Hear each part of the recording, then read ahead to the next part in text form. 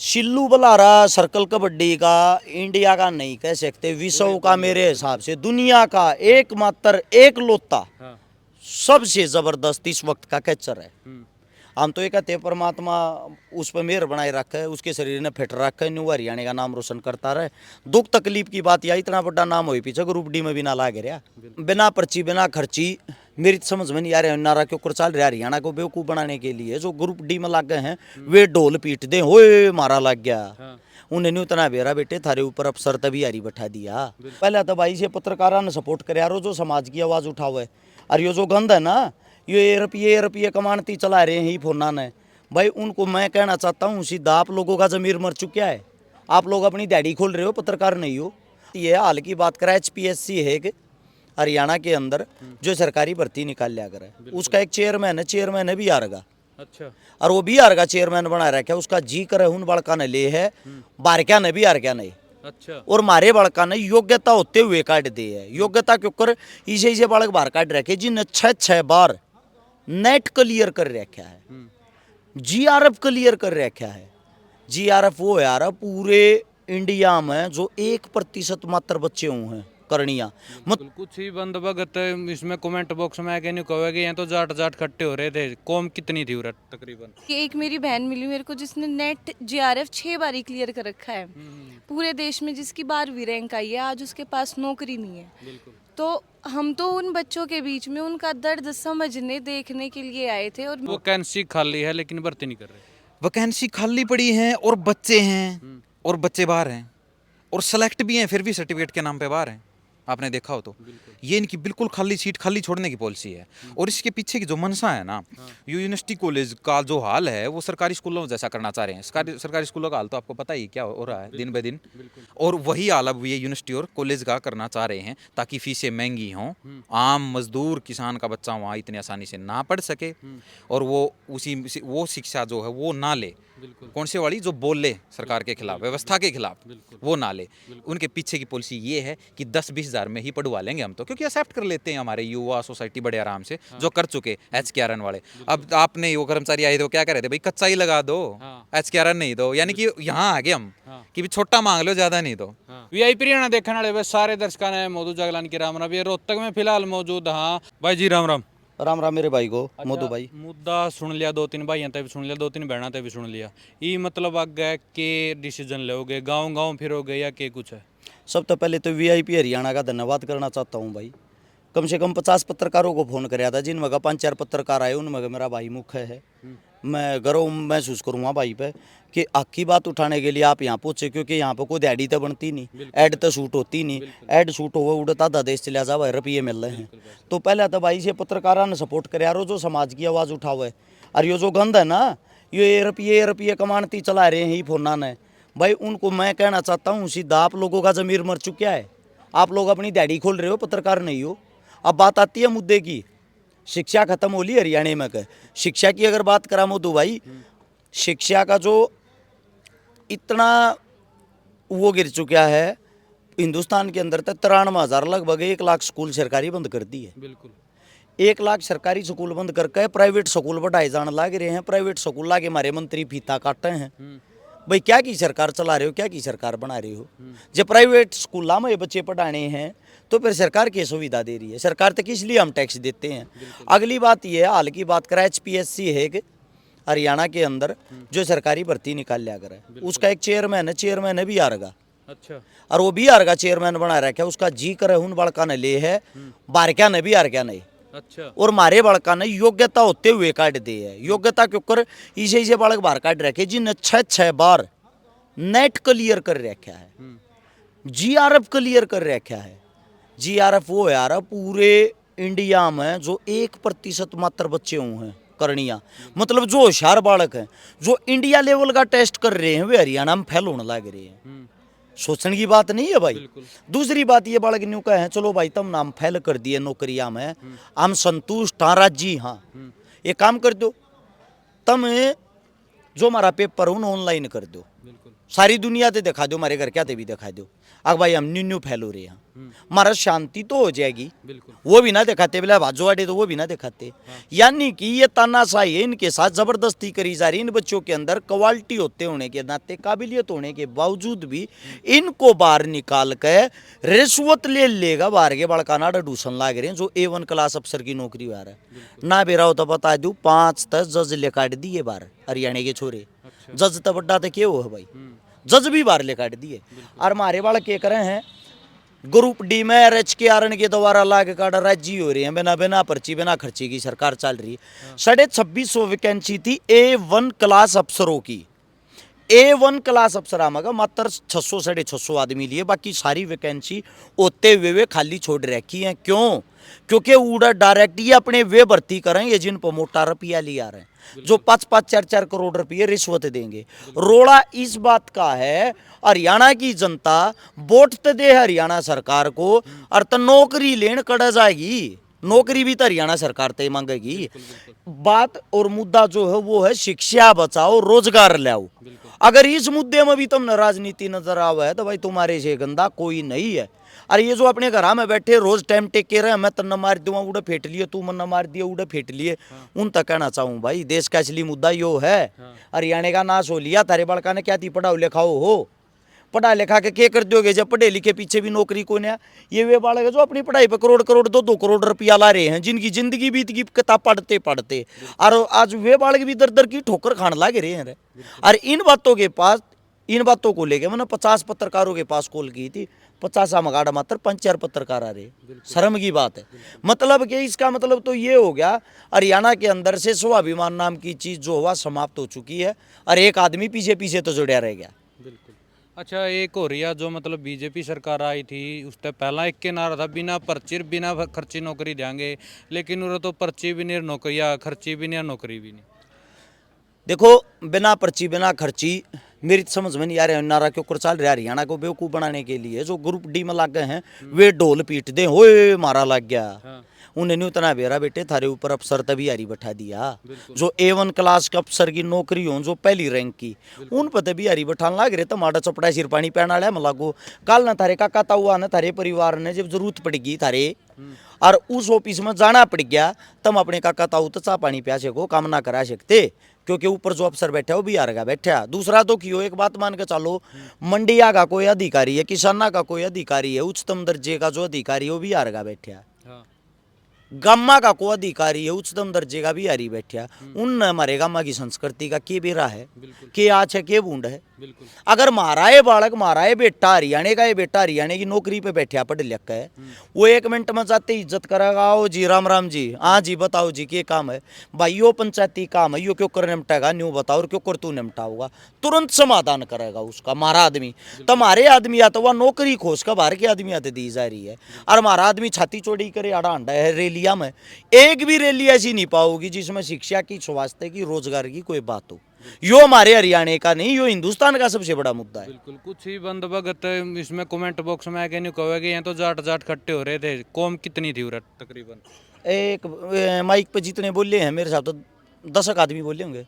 10 में 3 तो सैनी साहब थे। बिल्कुल। हमारा CM कौन है? सैनी। बारकून काट रखे सैनी। अच्छा, उससे दूसरा मेरे साथ तो 2 प्रजापति थे, एक अपने वाल्मीकि साहब थे, एक कश्यप थी। और तो जाट तो मेरे हिसाब से शायद ही ना था, कोई भी ना था। हाँ, और तो या तो इसमें जात पात का तो मैटर नहीं है, 36 बरादरी दूर कर रखी है। हम तो एक बात कहा सैनी साहब था, हमने इसमें भी संतुष्ट है। एक काम करो, हरियाणा के सैनिया तो रोजगार दे दो, ये जो ऑर्डर होने लग रही उसमें भी शांति है। रोजगार तो हरियाणा क्या दे दो, उनको कुर्सियाँ बिहार ने भी क्यों बैठाओ, बिहार के अपने बिहार में नौकरी करेंगे। या फिर नौकरी इस तरीके से दे दो, उनके अंदर क्वांटिटी और क्वालिटी हो, उनको नौकरी दे दो। इनके अंदर क्वालिटी होने के बाद तुम इन बाहर काट के इनका हक मार कर रुपया बेचने लगे रहे हो। बहुत बड़ा मुद्दा है यो। और मैं आपका धन्यवाद फिर करता हूँ मोदू भाई, आप कबड्डिया ने कबड्डी तो प्यार करो, कबड्डी के खिलाड़ी भी रह रहे हो। और आप मैं जब भी मन देखा, जब भी मैंने मिले हो कबड्डी ना, आप उड़ा जाकर नज़दीकी तो दिखाओ भाई, यो खेल हो है, ये खिलाड़ी की कदर हो है। उसके अंदर रहते हुए ऐड करो भाई, ऐड की कोई दिक्कत नहीं, 10 20 30 हज़ार रुपया में ऐड करो। आप हमारे दोहराए हो, हम आप तो को रुपया थोड़ी देंगे तेल पानी का, आपकी गोज में गला गया होगा। और तो वो पूरा करने के लिए मानता हूँ गरीब परिवार से आते हो, ऐड करो, लेकिन एक नैतिकता तो होनी चाहिए। जो सामाजिक मुद्दे हैं वो एक आधे मुद्दे न तब फ्री में भी दिखा दे। मतलब आपा मैन बात है, घंटा 2 घंटा आगे पाछे कर लो।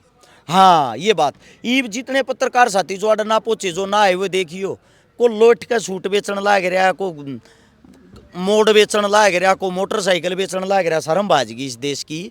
मतलब कि इतना दुर्भाग्य है। पत्रकारों का काम होता है, जिनको चौथा स्तंभ हम मानते हैं, उनका कार्य होता है सरकार से, नेता से, मंत्री से सवाल और जवाब करना।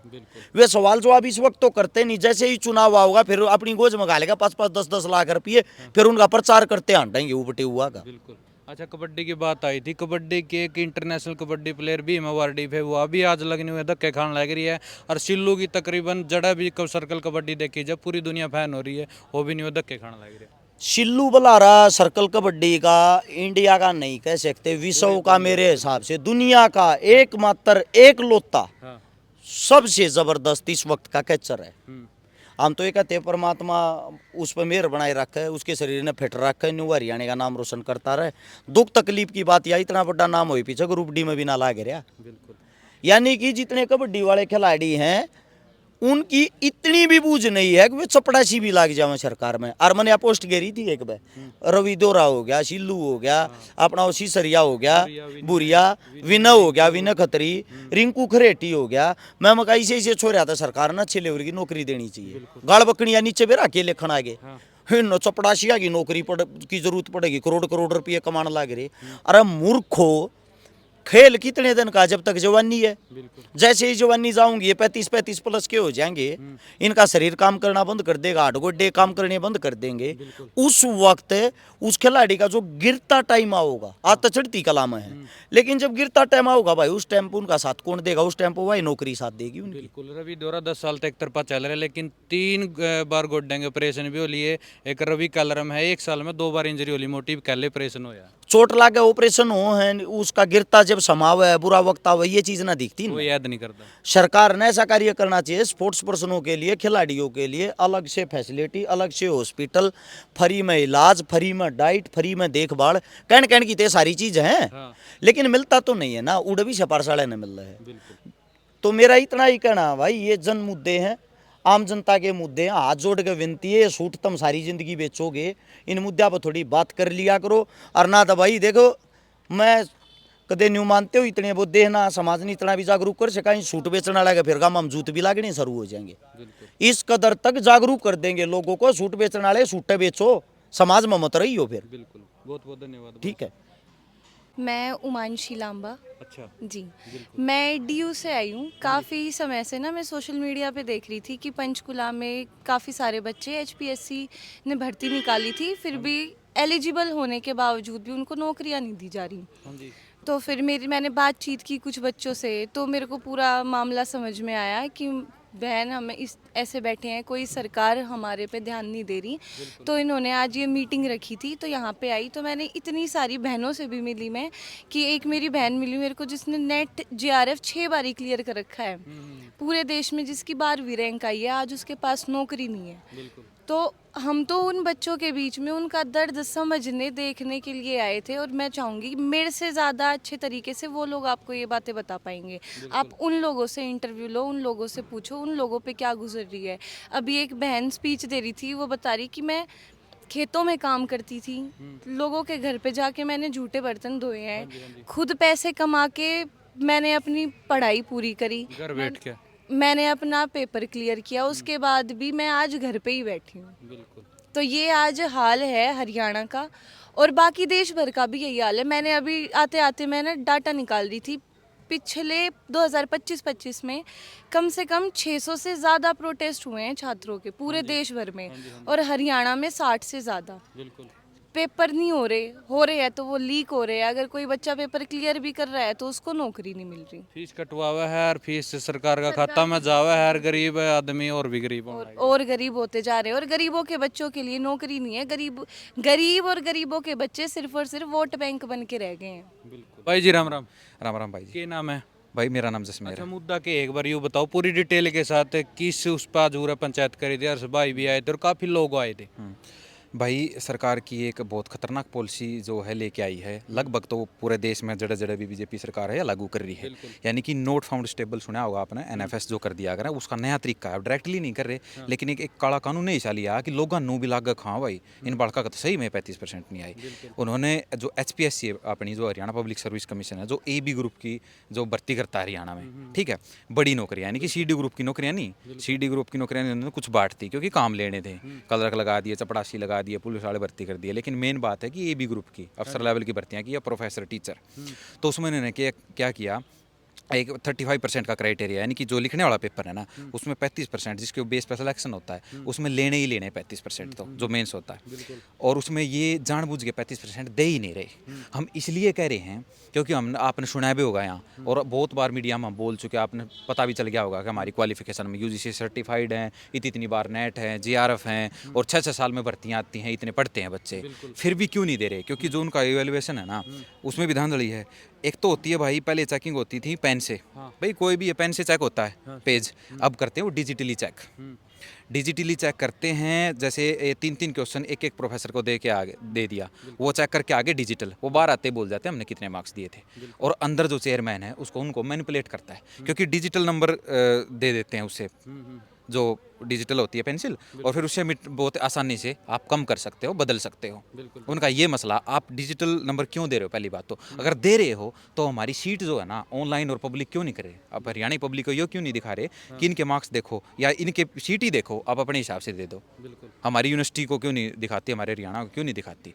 तो मुद्दा हमारा भाई ये है, जो 35% का क्राइटेरिया ना, ये टोटली रिजेक्शन की पॉलिसी है, सिलेक्शन की पॉलिसी तो है ही नहीं। क्योंकि एचपीएससी का जो काम है ना वो है भर्तियां करना, सिलेक्शन करना, आपने भी सुना होगा, रिजेक्शन करना नहीं है। एलिजिबिलिटी कौन चेक करता है? यूनिवर्सिटी करता है, स्कूल के बोर्ड करते थे पहले, हमें संसद जो सनद देते थे, डीएमसी देते थे मतलब, और जो यूनिवर्सिटियां जो हमें डीएमसी देती है, फिर उसके बाद यूजीसी जैसी संस्थाएं हैं जो हमें नेट का सर्टिफिकेट देते हैं, हमारी एलिजिबिलिटी तो चेक करती हैं। एचपीएससी कौन होता है हमारी एलिजिबिलिटी चेक करने वाला?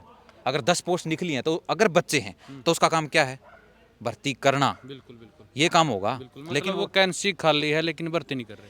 वैकेंसी खाली पड़ी है और बच्चे हैं और बच्चे बाहर हैं, और सेलेक्ट भी हैं फिर भी सर्टिफिकेट के नाम पे बाहर हैं, आपने देखा हो तो। ये इनकी बिल्कुल खाली सीट खाली छोड़ने की पॉलिसी है।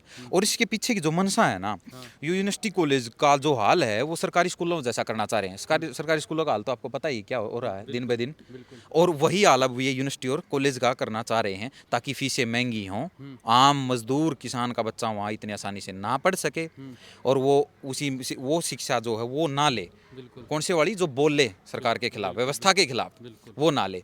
उनके पीछे की पॉलिसी ये है कि 10-20 हज़ार में ही पढ़वा लेंगे हम तो, क्योंकि एक्सेप्ट कर लेते हैं हमारे युवा सोसाइटी बड़े आराम से, जो कर चुके HKRN वाले। अब आपने वो कर्मचारी आए थे, क्या कह रहे थे, भाई कच्चा ही लगा दो, HKRN नहीं दो, यानी कि यहाँ आगे हम कि भी छोटा मांग लो, ज़्यादा नहीं दो, वो वाले। अब ये हम थोड़े बहुत लड़ रहे हैं कि मैं ये ठीक ठाक नौकरियां मिले और हम उन बेंचों पे जाके उनको अच्छी शिक्षा दें, और रिसर्च का माहौल है, जो रिसर्च से ही तो देश आगे बढ़ता है। अगर रिसर्च पे खर्चा होता है, हमारे देश में कितना खर्चा होता है? 0.7%। और जो बाहर के जो एडवांस कंट्री हैं, आप देखोगे चाहे यूएस, चाइना, इजराइल, जो यूरोपियन कंट्रीज़ हैं, वो खर्च करती है अपनी जीडीपी का 3 से 4, 5, 6%, हम 0.7%। वो इस वजह से है क्योंकि ना तो हमें अच्छी नौकरियां मिल रही, ना हमसे अच्छी रिसर्च करवाई जा रही, बल्कि हमें पीएचडी स्कॉलर से वहाँ काम लिया जाता है यूनिवर्सिटी में, और कॉलेजों में पढ़वाने के लिए हमें हमसे नोटिस निकलवा दिया, यानी कि जो सीटें खाली बची हैं ना उन पे हम ही पढ़ाएंगे फ्री में, ये नोटिस पड़े हैं। और हरियाणा का जो आम जनता है, या एक ऐसा अच्छा खासा जो एक बड़ा सेक्शन है जो इन चीज़ों को नहीं समझ पाता, क्योंकि ये थोड़ी कॉम्प्लिकेटेड सी लगती है हमारी ये चीज़ें, भाई ये हमारे लिए बड़ी ट्रेजेडी है। अच्छा, मुद्दा चल कितने दिन तक रहा है यूँ, मतलब जो अपन पंचायत करी था पहला, मतलब धरने चल रहे थे भाई यूँ मानो हम 29 दिसंबर से तो धरने पे हैं, लगातार पंचकुला में धरना चला हुआ है, और जगह जगह हरियाणा में हर जगह घूम चुके हैं, और लगभग जितनी पॉलिटिकल पार्टीज़ हैं, विपक्ष जितना सारा हमारे धरने पे आ चुका है। अच्छा। कांग्रेस जो विपक्ष में है वो घेराव भी कर चुकी है एचपीएससी का। 2 घंटे विधानसभा में स्पेशल सेशन में इस मुद्दे पे बहस भी हो चुकी, जिसमें पक्ष की तरफ से कोई भी जवाब नहीं आया। वैसा ही जवाब आया, आपकी सरकार में क्या होता था, आपकी सरकार में ऐसे लगते थे। भाई हमें वो जवाब क्यों चाहिए? आप कैसे लगा रहे वो बताओ ना। मतलब वो आपस में बहस कर रहे हैं दोनों पार्टी। हाँ, वो नहीं है, और विपक्ष से भी हम नाराज ही हैं, आपको बताएं, क्योंकि सड़कों पे भाई आप देख रहे हो हम हैं, उनको होना चाहिए, हमारा साथ देना चाहिए, ये है। और 3 महीने से ज़्यादा हो गए धरना चले हुए, लगभग 4 हो जाएंगे, और अभी हम इस मुहिम को आगे बढ़ा रहे हैं। गांव-गांव यात्रा का प्लान है, और दोबारा से यूनिवर्सिटी कवर करेंगे। बिल्कुल, धन्यवाद। भाई मेरी भी हाथ जोड़ के रिक्वेस्ट है, घंटा 2 घंटा नहीं उन्हें कर लियो, मैंने भी जाना था यमुनानगर जाना था, अगर तो 2 घंटे उरे दे गया तो कोई बड़ी बात को नहीं, आगे पाछा कर ले करो। भाई का बारे में जो विचार है, इन भाइयों का बारे में जो विचार है वो नीचे कमेंट बॉक्स में जरूर देने हैं। इस वीडियो ने ज़्यादा से ज़्यादा शेयर जरूर कर दियो।